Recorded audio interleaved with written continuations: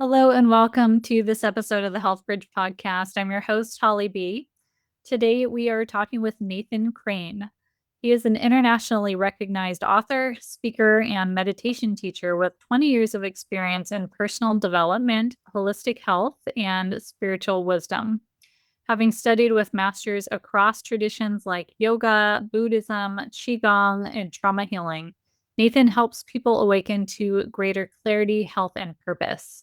An award-winning documentary filmmaker and best-selling author, he has founded multiple organizations that have helped millions live happier, healthier lives. His humanitarian work includes famine relief efforts and serving nonprofits like the Beljanski Foundation and the Art of Living Foundation.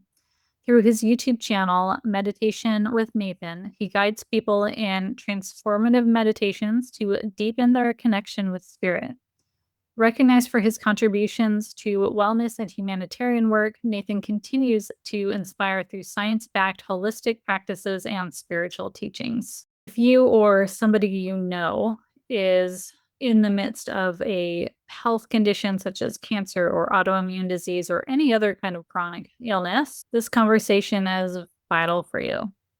Nathan has been researching chronic illness, cancer, autoimmune disease for many years and has discovered and boiled down really the commonalities of and the root causes of what bring these situations to fruition. And we dive really deep into these things in this podcast and why he believes these to be preventable lifestyle diseases that all begin in the gut.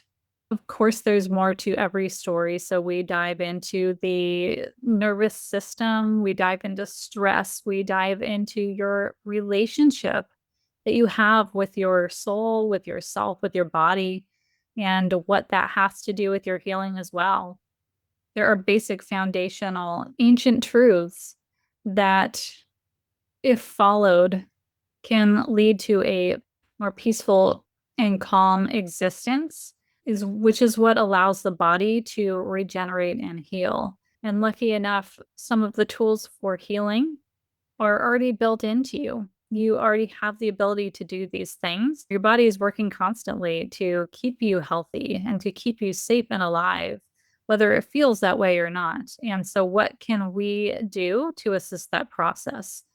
There are tools that we have built into us right now that we can learn to use to calm our nervous system down and allow the healing process to take place, along with, of course, lifestyle changes and making better choices and all of those things. But we need to get to those root causes and put our body in a state where healing can truly happen. We are doing a short breathwork practice at the end of this conversation. In addition to the breathwork practice, we also go over the 3 steps to create more happiness and health in your life. We talk about how the body is built to self-heal and built to regenerate itself and always has your back. And we talk in detail about the lie that we're sold that autoimmunity is and what is actually going on when you have an autoimmune condition.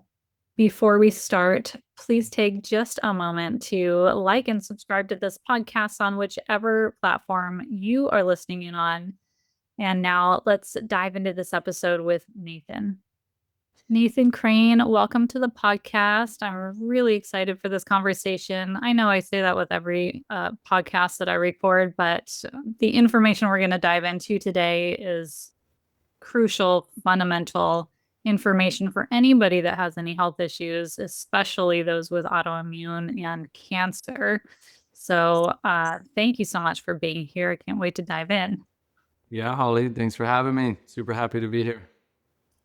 So I recently had Sylvie Beljanski on the podcast, and her foundation works with promoting plant-based cancer treatments that her father started back in France. And Because I had her on the show, I got to join in virtually to watch the Beljanski Cancer Conference. And that's where I was introduced to you because you were helping out with that. And you had some really great information that you shared on stage. And I know I just told you this before we were recording, but I was like, I need to have this on my podcast. So you've been studying cancer and doing your cancer research for many years. What drew you to wanting to learn more about that?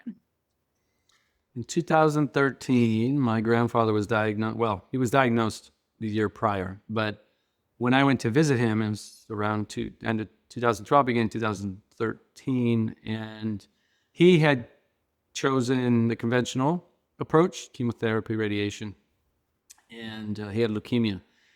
And that made him very, very sick. And by the time I saw him, his hair had fallen out from the chemo. He was weak, he was frail, he was in pain, and he was suffering. And I was already deep into a natural health journey and spiritual deep dive about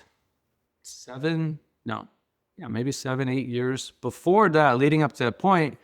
And when I saw him, I knew there had to be something I could do to help him, but I didn't know what. I was like most people about cancer. I didn't know what caused cancer. I didn't know how to treat cancer naturally. I didn't know what herbs, what supplements, what dietary lifestyle changes. I didn't know really anything about cancer, and I was completely helpless and hopeless. And like I wanted to help him, but I couldn't, if you've ever felt that. And then he passed away shortly after that in 2013. And from that moment forward, that year, I actually produced one of the first ever integrative and natural focused summits online about cancer. It was called the Cure to Cancer Summit. And I think there was one other summit that was done that year or the year before, and then for some reason they never continued. So we brought together, I think like 30 integrative doctors and functional medicine doctors and cancer conquerors and people who'd been treating cancer naturally and holistically and using integrative medicine. Brought them all together and had them share what causes cancer, what's working, how are they reversing cancer using holistic and natural approaches, and cancer conquerors sharing their stories. And it was super inspiring. I learned a lot from that. And we probably had 30 or 40,000 people attend that first one. And then I did it again. And then I hosted a conference and then started a magazine and then documentary series and documentary. And then I wrote a book and a masterclass, and it just went on and on and on. Over the last 13 years, we've reached somewhere around 4 million, 5 million people through my series and my summits and my events. And I found the patterns. Eventually, after you look at hundreds and hundreds, if not thousands of studies, and you do hundreds and hundreds of hours of interviews, and you do thousands of hours of research, you find the patterns. What's causing not just cancer, but I also noticed the same causes in autoimmune disease, the same causes in heart disease, the same causes in diabetes, the same causes in every major disease that we're facing today. These are all lifestyle-related diseases that are primarily preventable. Again, I didn't know a lot of this. Intuitively, I knew, but I didn't really know what were the causes, what were the solutions, what could we do about it, how could we prevent it, how could we do things naturally to empower our bodies to heal. So as I was learning, I was sharing it with others. I would learn, I would share, and I would just put that information out for free, and then people would buy our DVDs or attend our conferences and things like that. And and then I ended up joining the board of the Beljanski Foundation. And I volunteered there for about 3 or 4 years. I helped produce those conferences, the one that you went to recently, because I loved what they were doing in wanting to further scientific research into natural solutions for cancer. And the more research we have, which at this point we have somewhere between at least 80,000 published studies on natural solutions for every disease on the planet. And most medical doctors today are not told this. They don't know this. I still get messages from med students that say, our professors tell us that there's no science on natural solutions at all, and this is all quackery. And I sent him a link to Green Med Info, which links to over 80,000 peer-reviewed published studies on all different natural scientific studies that have been done for everything from lupus and Crohn's to cancer and autoimmune disease of all kinds. It was like over 100 autoimmune diseases at this point, neurological diseases, you name it. So we have tremendous research, but most people don't know about it. And we still need more research. We still need more because there's still so much to discover scientifically. But at the end of the day, whether you choose conventional or natural, holistic or integrative, I think the most important thing is to understand what is causing these diseases, and then how can we live our lives in a way that, number one, prevents the diseases in the first place to the best of our ability. And then number two, how can we empower our minds and bodies to heal themselves when we are diagnosed with something? And there's so many solutions. That's the beautiful thing. That's why, I just keep doing the work I do, whether they censor me or delete my accounts or pull videos down or whatever. It's like I just keep spreading the information because it's important. It saves people's lives. I mean, when I get emails from people that say, we followed your programs and my stage 4 cancer is gone, like, how can I not keep, spreading the word and putting the information out there? And yeah, so that's a long answer.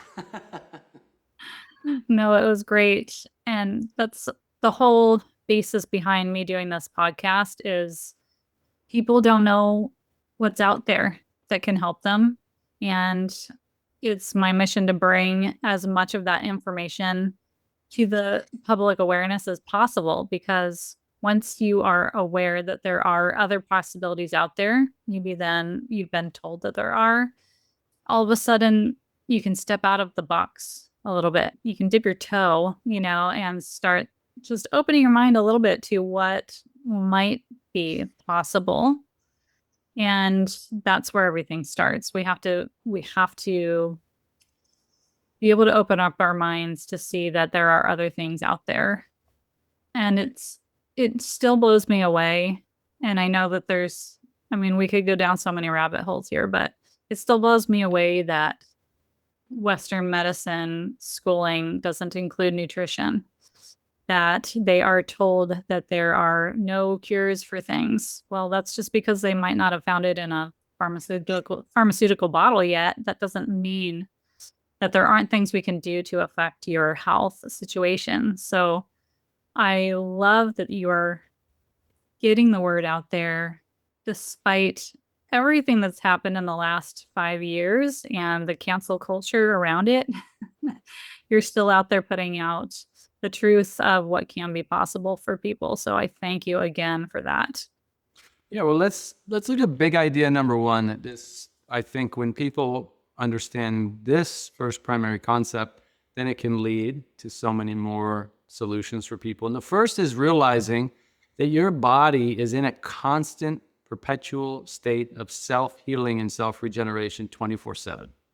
So your body is this beautiful, miraculous, incredible design that is doing everything it can 24/7 to keep you alive, to fight off pathogens, fight off bacteria, fight off viruses, to target, eliminate, destroy, clean up cancer cells, to find and eradicate abnormal cells and recycle them to autophagy and other processes, to create B cells, T cells, lymphocytes, to go out and remove these invaders, to regenerate tissue, to build new cells, to create new mitochondria, to build brain cells, to create new neural pathways. Constantly, 24/7, your liver is working around the clock, cleaning your blood, cleaning toxins, your kidneys are filtering, your lymphatic system is removing toxic buildup and waste, your immune system is creating these cells and fighting off these pathogens. No matter what you do to your body, you smoke, you drink, you sleep poorly, you don't exercise, you eat potato chips and fried food and hamburgers and cheeseburgers, your body is going to work 24/7 to try and keep you alive. You can thrash your body all you want, you can hate it, you can degrade it, you can mistreat it, and like the sun, it's going to keep shining light on you 24/7, no matter what you do. Now, if that's not unconditional love, I don't know what is.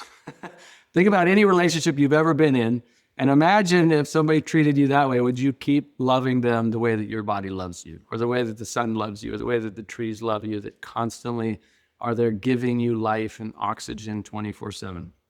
No, most people, unless you're an enlightened being that is pure, giving pure unconditional love, we would leave that relationship in a minute, understandably so. So think about the relationship you have with your body first and foremost.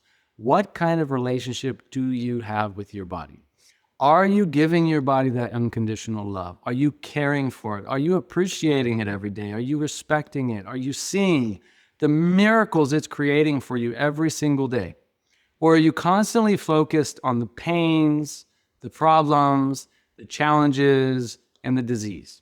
Because it makes a huge difference where our focus and attention and thoughts go. Where attention goes, energy flows. Where our thoughts go, that's where energy tends to attract to. We know that, and I mean, the ancient yogis have known this, the great rishis have known this, and quantum scientists understand this, that when we put our attention and energy and focus and intention and emotions towards any particular direction, we start to actually manipulate the energy surrounding that. So for example, if I'm constantly thinking about how poor my body is, how painful it is, how many problems it has, the diseases it has, I am helping to perpetuate that negativity within my body. And then if I'm thinking about how grateful I wake up every morning, oh man, I'm grateful. Thank you, body. Thank you, heart, for pumping blood. Thank you, kidneys, adrenals, for working. Thank you for, doing all this work for me, my immune system, my brain for creating new neural pathways, for building new neurons. If I'm thanking my body constantly in the morning, in the afternoon, at night, before bed, I'm meditating on it, I'm visualizing on it, I'm sending that positive energy, those positive thoughts and intentions towards it. Well, guess what? The cells inside your body have an electromagnetic field around them, and they respond to that. They respond to that positive energy. Look at the studies on plants, for example.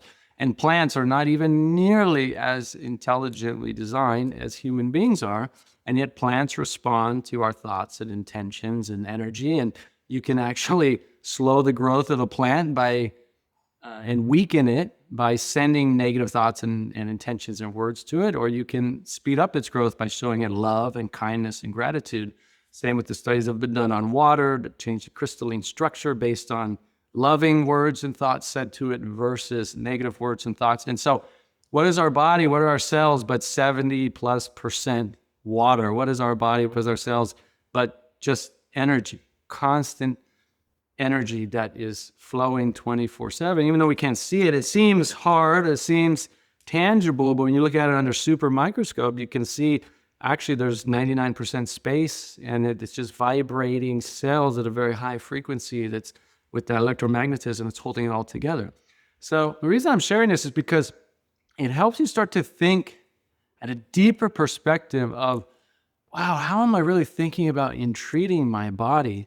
Because how we think about it, how we treat our body is then how our body is going to respond back to us. So the more I have love for my body, the more I have appreciation, I have gratitude for it, means the better foods I'm going to put in it, the more I'm going to focus on better sleep, the more I'm going to do more healing exercises like maybe yoga or qigong instead of going out and killing myself doing CrossFit 5 hours a day like I used to do.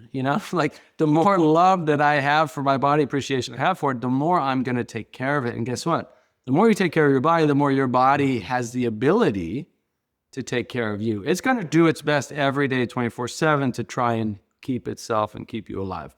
But you can help it along by giving it proper nutrition, proper rest, proper hydration, love and care and positive energy, good exercise.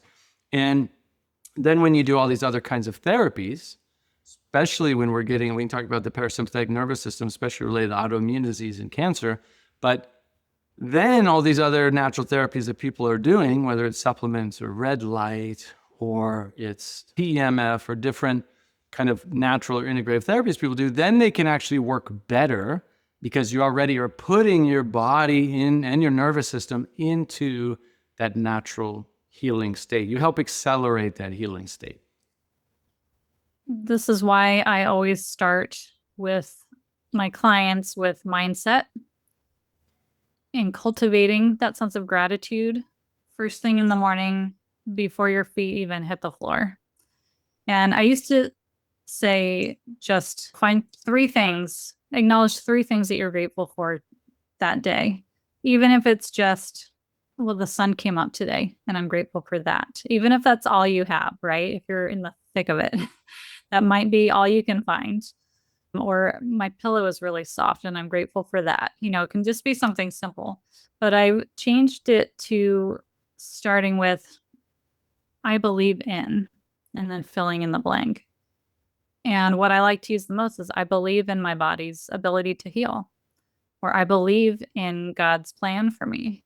And if you can start the day on that level, that'll shift the trajectory. Because what I find is, especially when we're in the middle of chronic illness, we wake up and it's an immediate body scan of, where are my aches? Where are my pains? Am I still exhausted?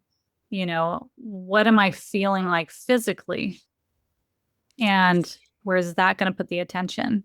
Autoimmune, again, it's like we're told that our body is attacking itself. And we're constantly under this feeling like, my body hates me. My body's trying to kill me. Where is that going to leave your mindset when it comes to healing? And it's not true, right? And it's not true. Your body is actually doing what it's supposed to be doing. So autoimmune disease, this is a complete misconception about autoimmune disease.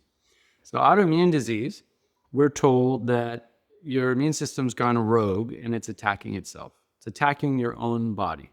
But that's not totally true, because what happens in autoimmune disease, and there's some very well-respected published scientists that have led the research community to this understanding, and most of the experts and doctors and scientists I've talked to over the years agree with this theory. I think it's probably beyond theory at this point, but that autoimmune disease is actually caused by little tears that happen inside of our intestinal lining that allow proteins from foods and other things to slip through into our bloodstream that should not be there, right? Because our intestines are meant to keep things out of, they're a protective wall meant to keep certain things out of our bloodstream.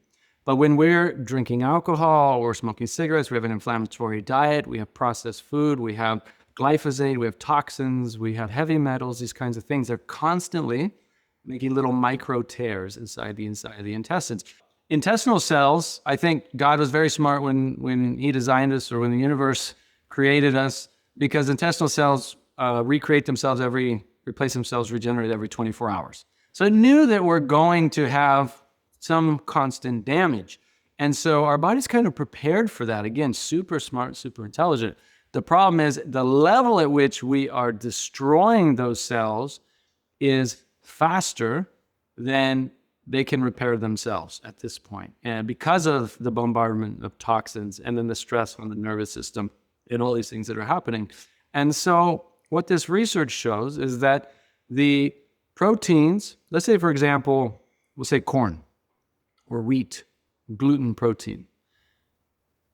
You have those micro tears. It slips through into the bloodstream. Well, that ends up that protein is now in your bloodstream, and it looks almost identical to maybe the cells of your thyroid, for example, or the cells inside your joints.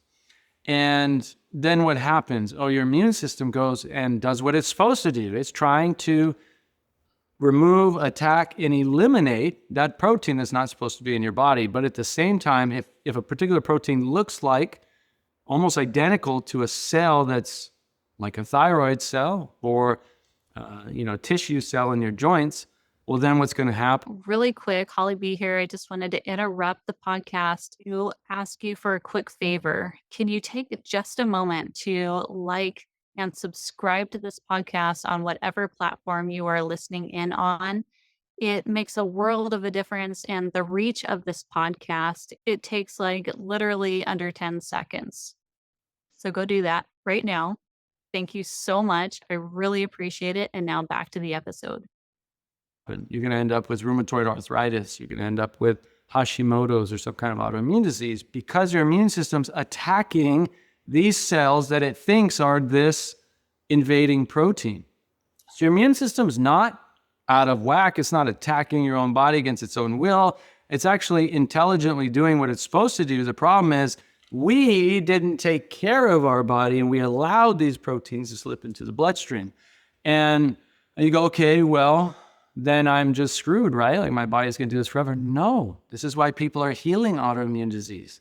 Because when you learn this information, then you know, okay, if I remove these culprits out of my body and out of my life and my diet for a certain amount of time, then my body has nothing to attack anymore. The fight or flight goes down. The immune system is not on a heightened response anymore. And oftentimes this takes prolonged fasting, or it can take, really specific detoxes with removing certain things from your diet. It can take getting your nervous system into a state of rest and digest and healing and rejuvenation, which is what I call parasympathetic mastery, just things like breathwork and meditation and qigong and different practices that get us into that healing state. And with autoimmune disease, it's very often you need to do a combination of all these different things so that then your body's not constantly bombarded on this fight or flight, trying to attack these cells that are constantly coming into your bloodstream. Imagine you don't know that you're eating corn or you're eating soy or you're eating a hot dog or something, whatever it is, and that is actually what's causing your autoimmune disease. And you have no idea. And you keep eating that every single day. And you keep damaging your intestinal wall every single day with the heavy metals that are in the unfiltered water that you drink, or that are in the cigarettes that you smoke, or in the processed or fast food that you're eating, these toxins that are destroying your intestinal lining and allowing these proteins to slip through. And this is why people, Jonathan Otto, a good friend of mine, and through his series, have shown many people reversing all kinds of autoimmune diseases when they do these complete holistic approaches, because they realize, wow, we've got to get these culprits out. We've got to clean up the diet. We've got to heal the intestines. And then when you do, and you repair that intestinal lining, and then you get your nervous system into a state of healing and regeneration, then the odds of your body being able to finally breathe, so that's what it's doing. It's able to I can finally take a breath. Okay, I don't have that in my system anymore. And that can take months, but so what? Like if you could be free of your autoimmune disease and it took you 3 months, 6 months, a year, anybody would say yes to that when you've gone through the suffering and pain of that.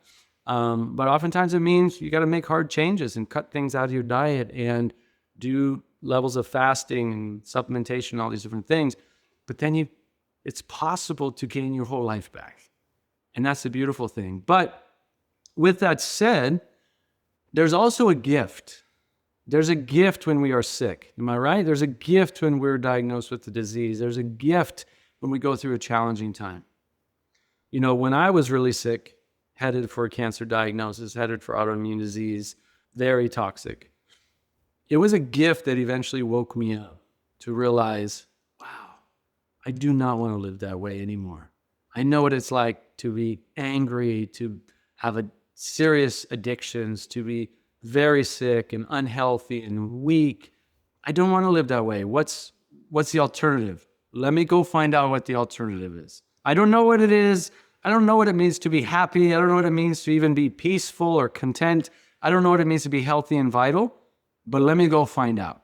And that's what sent me on this 20-year journey since 2005 of doing exactly that, discovering what does it mean to live my happiest life and healthiest life and most vital life, and overcome these health challenges and mental emotional challenges and so many things that I went through.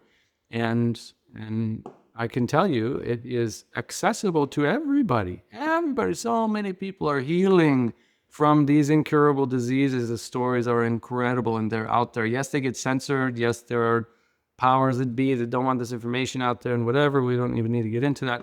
But you can find them, and they're in the thousands, tens of thousands, probably so many more. And so it's totally possible. You just need to, have the hope and the dedication and the willingness and the open mind and open heart to and then, the right information and the right guidance to help you along the way. I think that a great place to start, if you are coming from the point of complete Western medicine, there's no hope for me. I'm going to be like this for the rest of my life. I don't know how long the rest of my life is going to be. And I'm afraid to believe that there could be a chance that I could change things. Because what if I'm wrong? I would say prove yourself right, or prove Western medicine right. Start researching the other side of the story just so you can prove Western medicine right. That's going to open your eyes to so many things you had no idea were possible, right? So I think that's a good place to start. And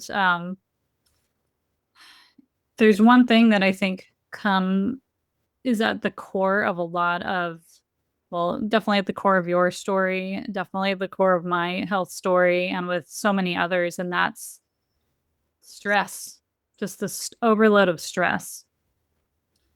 And I mean, there's like 10 different thoughts I'm having on everything you just said, but I think we'll start with this.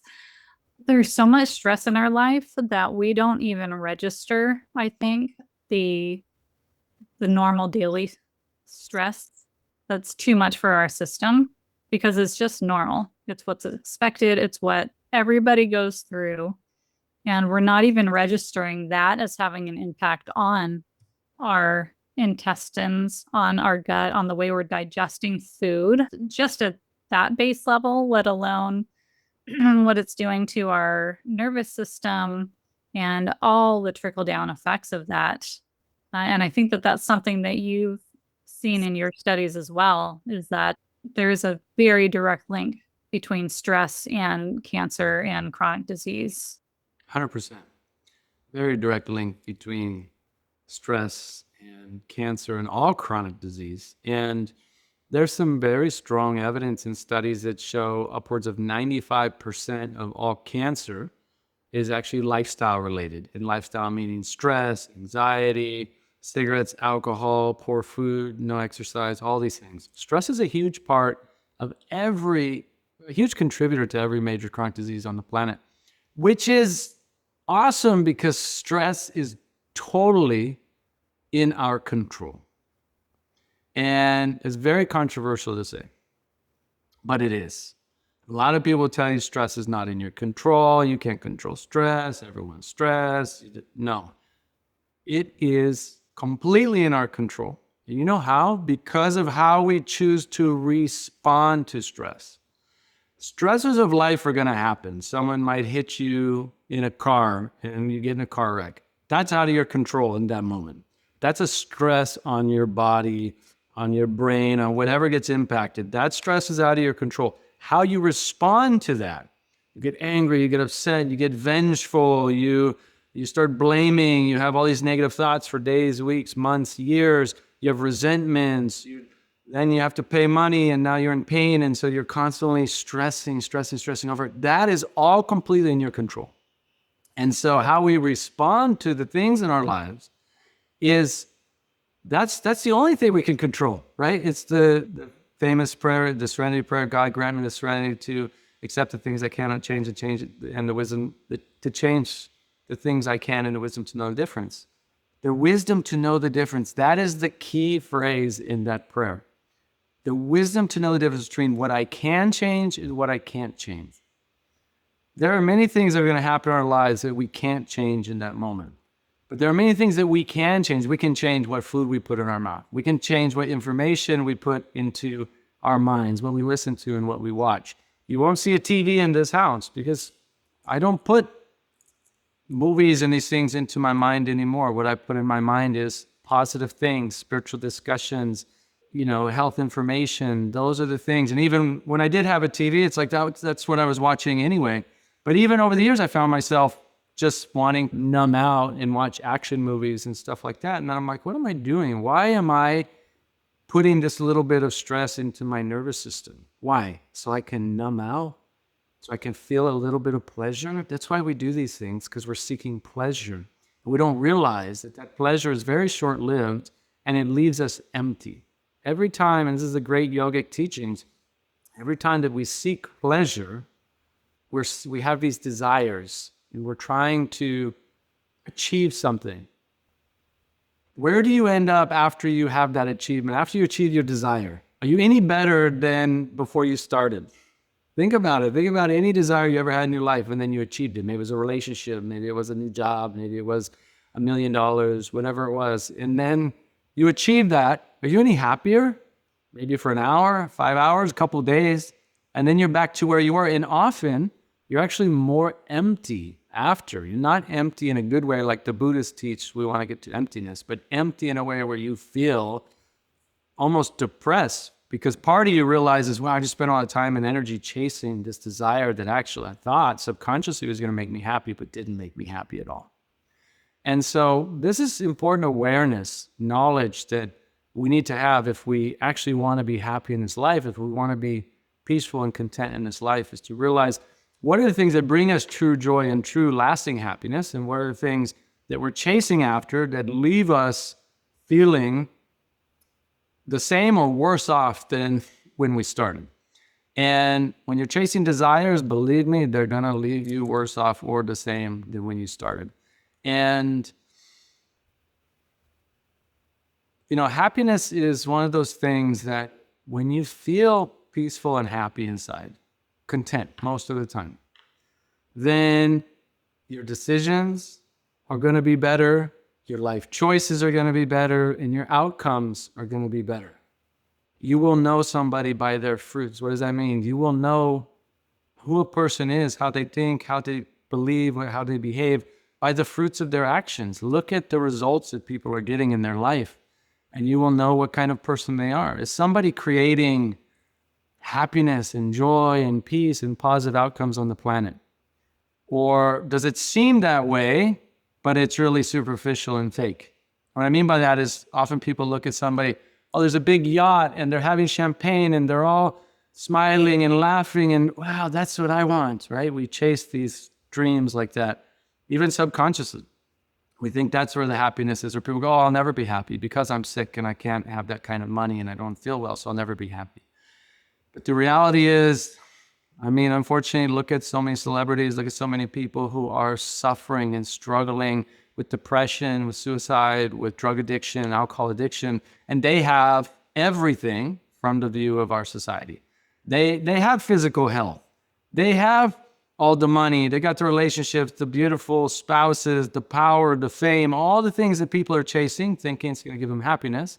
And yet so many people with that are unhappy or depressed or suicidal and all of that. Even if we think being healthy, then I'm finally going to be happy. Trust me, you can be the healthiest. How many people know somebody that's very healthy but very unhappy? You know people that are very healthy but very unhappy. But how many of you know people who are unhealthy but are very happy? I know cancer patients who have stage 3, stage 4 cancer, but they discovered this secret within them. That happiness is an inside job, that happiness is something that has to come from within, that this happiness has to be something I find inside and then share outside. And then you can be unhealthy and you can still be and you can still be happy, or you can have a diagnosis and still be happy, or you could be dying and still be happy. Because I think the reason I'm talking about this right now is because we're all seeking happiness. Am I right? At some level, at our core, we all want to be happy, which is why we do everything that we do, and why we do a lot of the crazy stuff that we do, and why we chase the dreams and desires that we chase. But our senses, and Patanjali talks about this in the Yoga Sutras, is also in the Vedas and the Upanishads, that our senses are like horses and sense objects are the road. And so senses, like your hearing, your taste, your sense of touch, all of these things, we desire to fill those senses up with as much pleasure as we possibly can, but they can't handle how much we can give them, which is why you can keep drinking coffee all day long and the pleasure actually goes down, because your body can't handle that much. Or you could have sex all day long or every single day and you're going to have pleasure at first and then it's actually going to go down. It's going to drain you worse. Or you can have a little bit of alcohol and feel some pleasure. And the more you drink, it's actually going to drain you and make you feel worse. All these things that give us a little bit of pleasure, food, sugar, you can have a little bit of sugar and you feel good. The more sugar you have, we're not designed to have unlimited pleasure. We're designed to have a little bit of pleasure and then to let it go. And so our senses are like horses, and the sense objects, the coffee, the sugar, the sex, all these things are the road. And our mind, because we don't understand the mind and we don't have control of the mind, is like a crazy wild monkey trying to drive these horses down all these different roads, and they just keep going down all the roads, taking as much as they possibly can. And then guess what? We end up sick, depressed, unhappy, unfulfilled in our lives. And so the whole purpose of, let's say, a spiritual path is to realize and awaken to this fact that our senses are limited. Our ability to appreciate pleasure is very limited. And there's actually something much deeper within us that is beyond the senses, that is beyond pleasure, that is a deeper sense of intrinsic peace and fulfillment and happiness. And when we tap into that, then we seek these pleasures significantly less. And these challenges that come up in our life, they don't bother us as much. It's like, oh yeah, I don't feel good today. Or I got this kink in my neck. Okay, it's very uncomfortable. I got this pain in my knee, or I got it on my stomach. It's uncomfortable, but I don't have to allow my mind and my senses to go there and take over my whole experience. I can actually focus it on more positive things, on a deeper inner peace. I was writing about this in my book today. There are 3 foundational principles that come out of the teachings of India from the great rishis. There's quite a few, but these are 3 really big ones. If you really want to have more happiness in your life, then these 3 things will create such a strong foundation for you. And they are satsang, sadhana, and seva. And satsang means sitting in the company of truth, which is really being in a community of like-minded people with a great teacher, studying spiritual teachings, often with spiritual music and things like that. So anyone who's ever sat in a community of like-minded people talking about uplifting topics and playing beautiful music, you know how uplifting and transformational that is for you. That's satsang. Sadhana is your daily spiritual practice. Your prayer, your meditation, your breathwork, your reading of the scriptures, the study of the spiritual traditions of the masters. And that uplifts your mind, uplifts your body, uplifts your heart, and helps you make good decisions for your health and for your life. And the third one is seva, which is so important. I was writing about this little experience that I had recently because I'm actually, well, I'll put it this way. I was feeling a little bit lonely the other day, and I was driving and I was thinking about it, and I thought, where's this coming from? What is the source of this? Like, what is this feeling? And I was recognizing how normally when we have an emotion, whether it's loneliness or anger or sadness or whatever, that we try to drown it out with music or food or conversation, so many different ways that or alcohol or drugs or whatever, we try to drown out the emotions. I said, no, I'm not going to drown it out with anything. I'm just going to be with it. Let it. Where's this coming from? What is this? Let's sit with it. Let's be with it. And then after I sat with it and kind of contemplated on it for a while, and then I remember something Gurudev Sri Ravi Shankar says. He says, the fastest way to depression, if you want to be depressed, the fastest way to depression is to think about, what about me? What about me? What about me? Oh, poor me. What about me? Keep asking, what about me? What about me? Right? And that will absolutely lead you to depression very quickly. And if you want to get out of depression or sadness or loneliness or whatever you're feeling, then you ask, what can I do for others? How can I support somebody else? So we get out of the ego. We get out of the mind as me, mine. And so I said, okay, let me do that. Let me go help. And so I went and volunteered, and I did some seva, and I went and talked to some ex-drug addicts and alcoholics and talked to them about meditation and breathwork and spiritual practices. And we ended up having a conversation for like an hour and a half, and they wanted my phone number, and they were so grateful. And I just seva actually means selfless service. So just completely doing things, helping others with no expectation of anything in return. And I left that experience and totally fulfilled, totally at peace, totally back in my centered self, knowing, yes, this is what life is about. If you want to feel centered, if you want to feel peaceful, if you want to feel happy and fulfilled, get out of this me, my mindset and go do something for somebody else. Go serve somebody else. Go volunteer for a foundation. Go offer whatever you have to help somebody else. And that will bring you so much more abundance and happiness and joy and health in return. And there's so many of these things we can do. It's just a matter of doing it. Definitely. And sometimes there's so many options that we end up standing in one place and we're not sure where to start. But one thing that came up for me when you were talking about being of service, which I think is incredibly important, there's a distinction between being of service in that sense and always people pleasing and putting other people first and letting yourself go by the wayside. Yeah, When no, you're the talking, difference there, right? The difference there, though, is so important, what you're saying. The difference is if you're people pleasing, it's because you care about what they think about you. You're expecting something in return. You're expecting them to like you, to praise you, to appreciate you, to welcome you. That's an expectation in return. And that is not useful to you at all. In fact, that's actually draining and degrades you and brings your energy down, right? And so selfless service, seva, is the opposite of that. It's going, this has nothing to do with me. Let me go help somebody for the sake of helping. Let me go volunteer for the sake of volunteering because I know that that's a good thing to do for others. And there's nothing wrong in the beginning with going, I know that doing good for others can bring good back to me. The idea of karma, the idea of reciprocity. It's like in the beginning, most people, most people have that kind of intention when they're doing volunteer work and save and things like that, which is fine. There's nothing wrong with that, but it is significantly more powerful and more healing and more uplifting and brings you more fulfillment and happiness when you can drop that.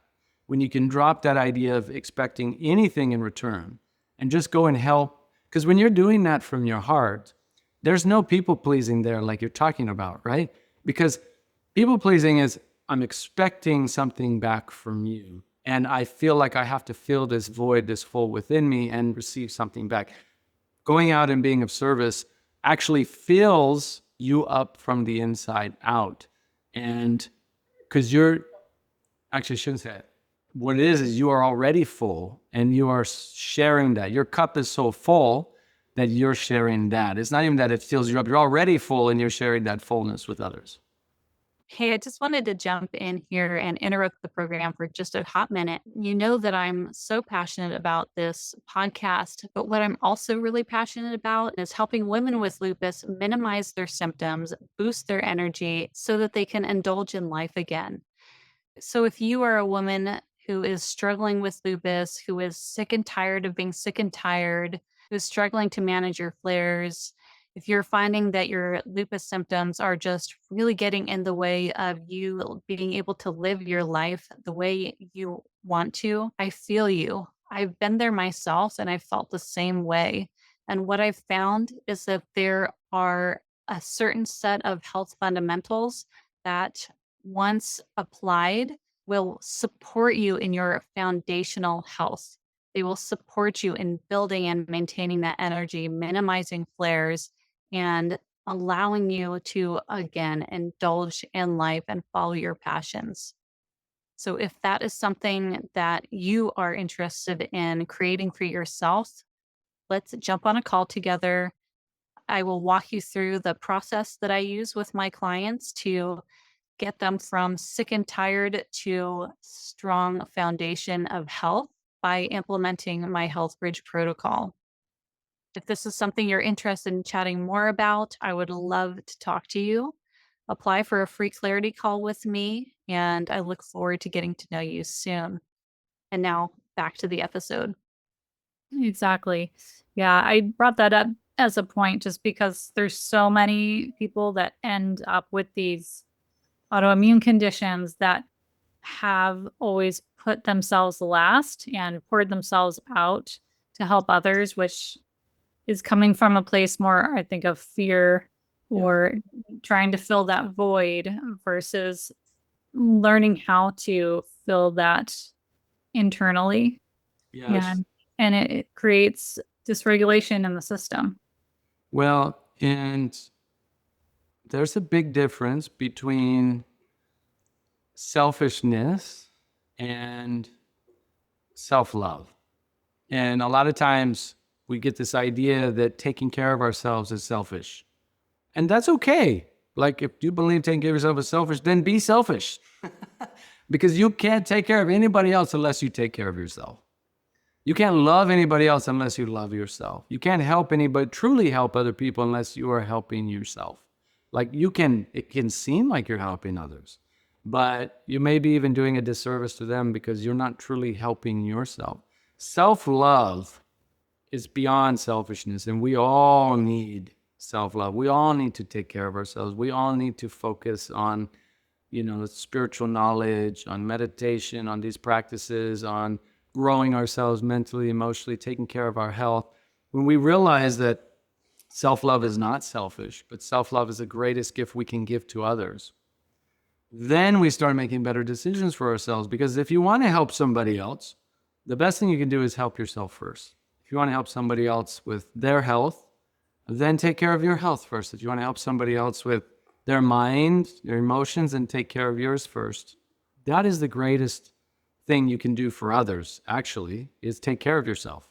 And it's so true what you're saying. I went through the same thing. I mean, and you get these very interesting ideas and these misconceptions about life, about spiritual journey, about what it means to be, to help others. And then we're like, oh, we need to put everybody else first before us. And then we're sick and unhealthy and unhappy.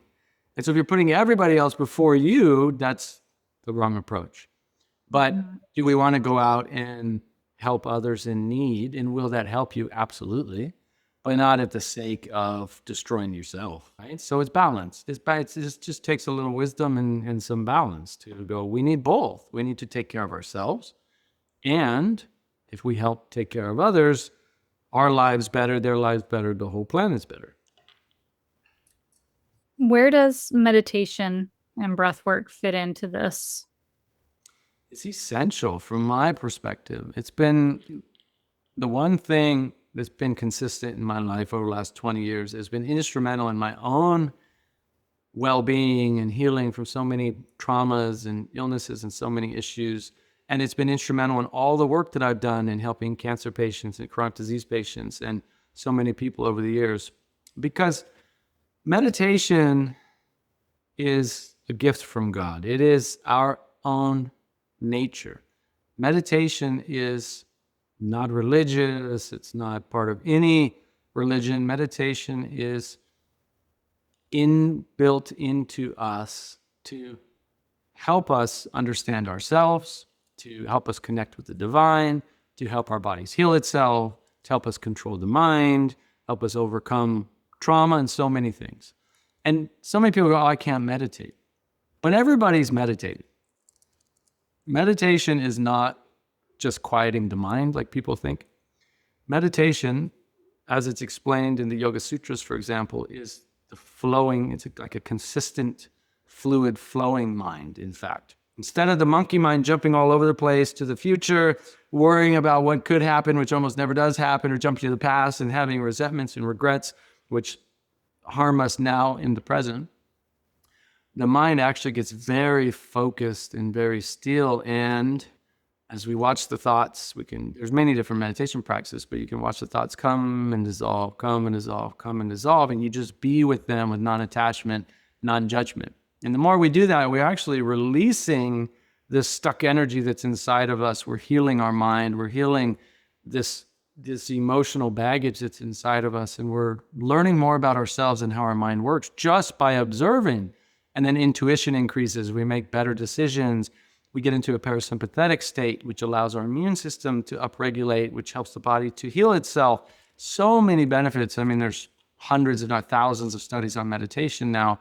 on helping immune system function, vagal nerve function, decrease cortisol, increase B cells, T cells, lymphocytes. So many different benefits of meditation have already been shown. And so if you're trying to empower your body to heal, meditation is essential. If you're trying to have more peace and happiness in your life, meditation. If you're trying to have more clarity and intuition and guidance for better decisions to make for your life, your business, your family, your health, meditation, all these things. It helps with all of these things. And there are levels and layers of meditation, and there are even levels and layers of experience beyond meditation. The key is just getting into that meditative state. And that's where I found, and I've studied with many different masters from different traditions over the years, and meditation has been a part of my life daily for the better part of 20 years. And last year, in August of 2024, I learned a method from the Art of Living Foundation, from Gurudev, called Sky Breath, Sudarshan Kriya.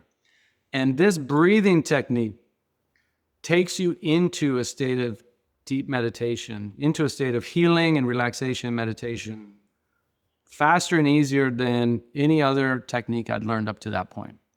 And so if people are interested in breathwork or meditation, like a lot of people I talk to now, because they go to these big breathwork experiences where they're doing intense breaths for 2 or 3 hours, and then they have these huge emotional releases, and they think that's all breathwork is. Breathwork comes from the ancient masters called pranayama. And prana meaning life force energy, or chi, prana. Yama meaning like the direction of or the control of. So basically pranayama means controlling or mastering or directing our life force energy. And that's what breathwork is. And so you want to learn breathwork from somebody who really knows what they're doing. And not all breathwork needs to take you into a 2 or 3 hour deep emotional experience. In fact, Nadi Shodhana, which I can show people now, it's an easy one, in just 5 or 6 minutes a day helps to cleanse your energy channels. Nadi Shodhana means, and Nadi is energy channels, your energy channels, and Shodhana is like alternating, basically cleansing. It's called alternate nostril breathing. So you're cleansing your energy channels. But what it does is it takes you into a relaxed, calm state. Your mind slows down, your thoughts slow down, and your body can start getting into more of that healing state. And so these are the kinds of daily practices that can support you into deeper meditation. And something like Sky Breath, which takes you into, it's a whole series of sequences. You have to learn it from an actual certified teacher because you want to learn it the right way. It's a 3-day workshop. It's a couple hours a day for 3 days. You can do them online. You can do them in person. It's through Art of Living Foundation. You look up Sky Breath. But I highly recommend that, whether you meditate or not, because that alone is so healing and so powerful for the nervous system. And then it takes you into that deep state of meditation, even if you don't know how to meditate. It's beautiful. But yeah, something like Nadi Shodhana, I can show you now if you'd like. Yeah, that'd be great. Yeah, it's basically, you can start with your 2 fingers like this on your forehead. You can also keep them down, doesn't really matter. And you use your thumb to cover the right nostril. Use your ring finger to cover the left nostril. And we'll start with our nostrils open, and we'll let a breath out. You cover your right nostril, and you breathe into the left. Cover the left nostril, breathe out to the right. Cover the right or breathe into the right nostril. Cover the right nostril, breathe out to the left. You can close your eyes if you like. Breathe into the left. Cover the left, breathe out to the right. Breathe in to the right. Cover the right, breathe out to the left. Continue at your own pace for a few more rounds, nice and slow.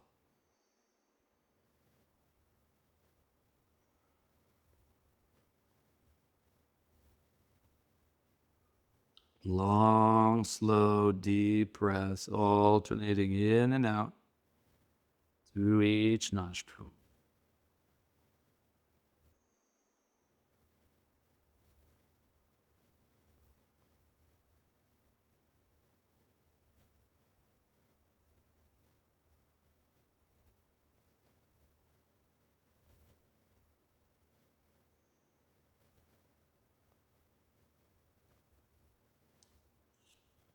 Last round, breathe out through your left nostril.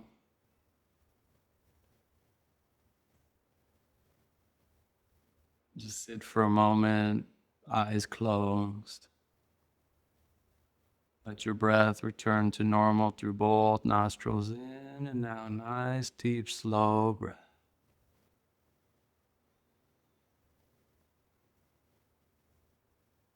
Ready, you can open your eyes.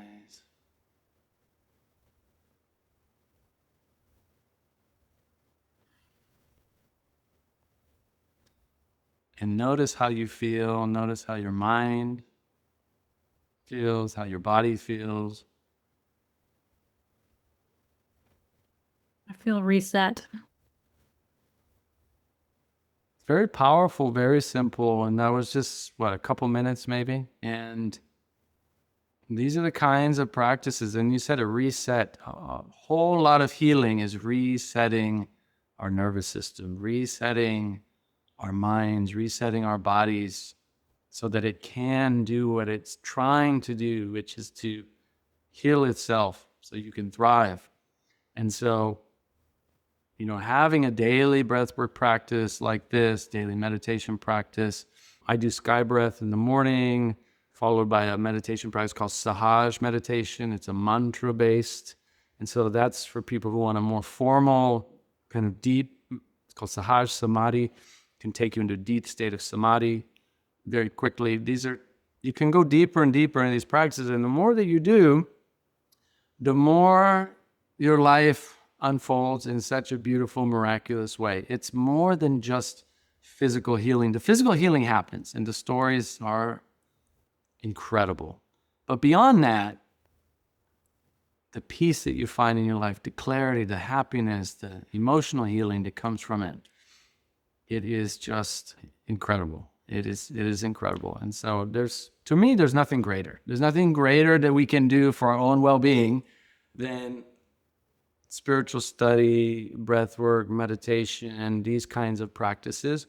Because to me, that's 80% of our life, isn't it? Like 80% of our well-being comes from our mind, and yet we're not taught anything. Most of us are not taught anything growing up, how to control this mind, and even to understand this mind, how it works, why it does what it does. And when we gain understanding and gain direction over the mind, our whole life becomes so much better. And so for somebody that's new to all this, starting with a breath like what we just did, maybe 2 minutes, 3 minutes, 5 minutes at a time, once, twice, 3 times a day is a good place to start. Yeah, that's good to do throughout the day to kind of reset. That's beautiful. 2, 3, 4 minutes, especially if you're feeling a little stressed, feeling a little anxious, you had a tough conversation, you're tired, all these kinds of things can be very helpful. Also, actually doing a 20 plus minute meditation, because it can take at least that long for you to really get into that healing state, to get into that state where your body's really benefiting from the meditation. And so I started a YouTube channel called Meditation with Nathan. It's free meditations, completely free, and I guide people from anywhere from 10 to 35 minute meditations, all different kinds of meditations, which include some form of breath work, often some mantras or chanting, based on, like I said, 20 years of studying with different spiritual masters from different traditions. And you can do these meditations, whatever religious or spiritual beliefs you have or don't have, it doesn't matter. Totally open and welcome to everybody. But adding in guided meditation like that every single day would be the ideal place to start, and then learning something like sky breath, because there's been over 100 studies on sky breath, on immune system function, on nervous system, on cortisol, on all kinds of things. And so that's where I would start. If you have a chronic illness, you need to take these things more seriously, right? Like you need to be more focused on doing more for your mind and body, because you're already in that state of overdrive. You're already in that state of your body's in fight or flight constantly. It's fighting off so much of the inflammation and pathogens and all kinds of things that are happening. And disease cells and immune system attacking and all this stuff. So you need to do more. You need to put more attention on it. And the more that you do, the better results you're going to see. Nathan, thank you so much for sharing that with us. Tell us again your YouTube channel and where else people can find you.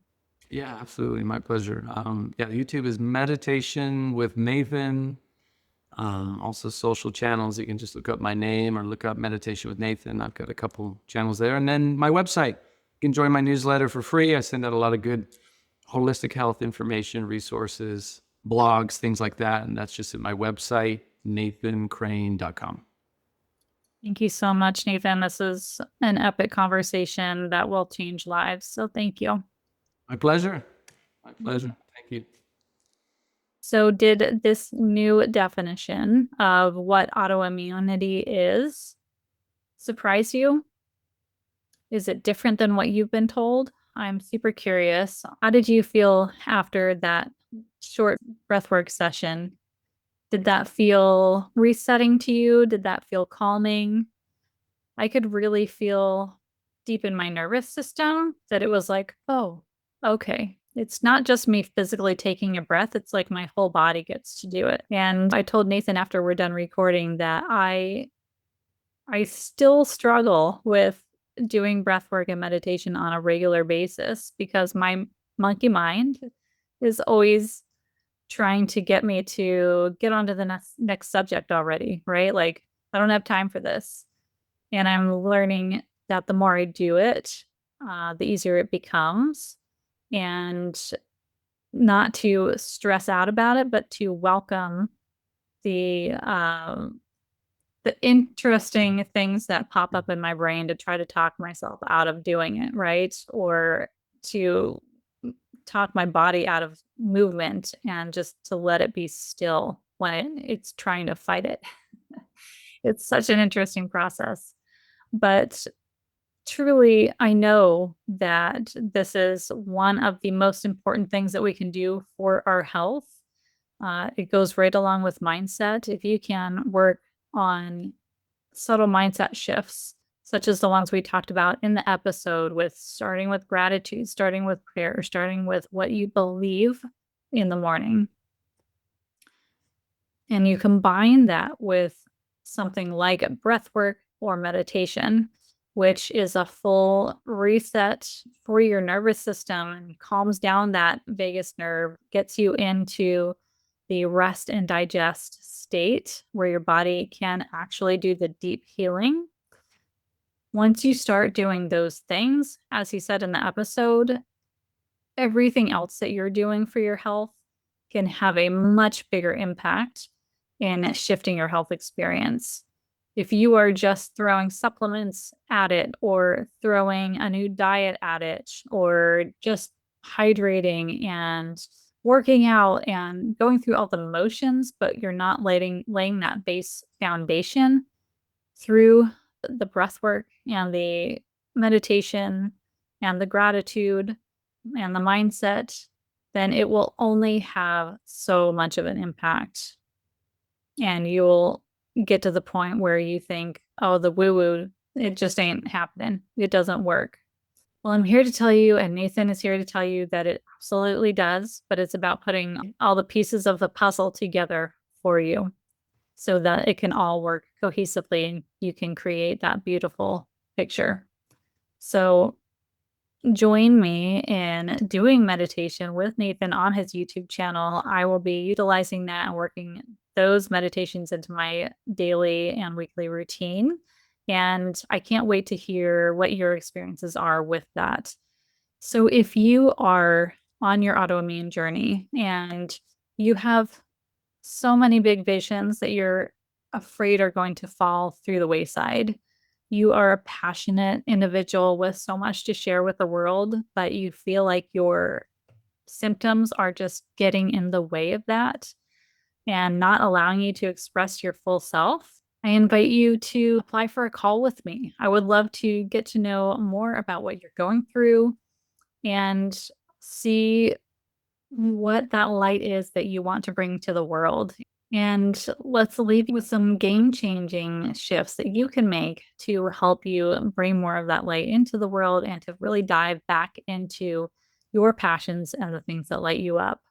The link to apply for a call with me is in the show notes. I look forward to meeting you. And I also thank you for listening in. I would ask that you also share this conversation with a friend or a loved one that would also benefit from this message. It really helps our podcast grow. So thank you for doing that. And I look forward to seeing you again on the next episode of the Health Bridge podcast.